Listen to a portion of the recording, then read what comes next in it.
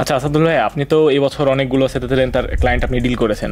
তো আমরা একটা জিনিস সচরাচর শুনে থাকি ক্লায়েন্টের কাছ থেকে, যে একবার তা করলেই আমাদের প্রতি বছরই তা করতে হবে। এটার আসলে সততা কতটুকু, বা আসলে লজিকটা কোথায়? আসলে ভাই এইটা আমার কাছে মনে হয় যে মানুষের মধ্যে একটা মিথ ছড়ায় গেছে যে একবার যদি আমি সেতেরেন্তা করি তাহলে হয়তো আমার প্রতি বছর করতে হবে। এই কারণে অনেকের যদি একটা বা একটার বেশি কুদ থাকে তাহলেও সে করতে চায় না, যে আমি যদি এখন করে ফেলি তাহলে পরে থেকে আমার করতে হবে, না হলে জরিমানা আসবে। কিন্তু আসলে ব্যাপারটা এরকম না।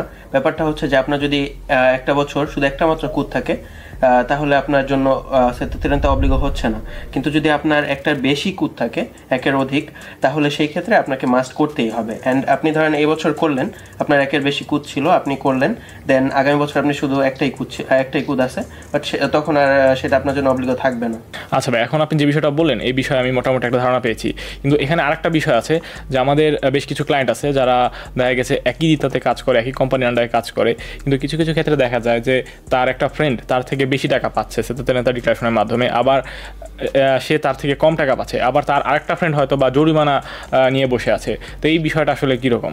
হ্যাঁ, এই জিনিসটা আমিও অনেক বেশি ফেস করি। আমাদের এখানে অনেক বেশি ক্লায়েন্ট এরকম পাই যারা বলে যে ভাই আমি আর আমার ফ্রেন্ড সেম দিকটাতে কাজ করতেছি, কিন্তু ও বেশি পাচ্ছে, আমি কেন কম পাচ্ছি। আসলে আপনিও হয়তো ভাই জিনিসটা জানেন যে আমরা জানি সেতেরেন্তার ব্যাপারটা শুধুমাত্র সেম দিকটাতে কাজ করার উপর ডিপেন্ড করছে না। এখানে আপনার আরও অনেক কিছু ডিপেন্ড করছে, যেমন তার কারিগতে কারা কারা আছে, তার বাবা মা ওয়াইফ বাচ্চারা কারা কারা কারিগতে আছে, বা তার কী কী স্পেসে আছে, এগুলো সব যখন ডেটাচ্যনে করা হয় তারপরে আপনার একটা ক্রেডিট বা ডেবিট আসে।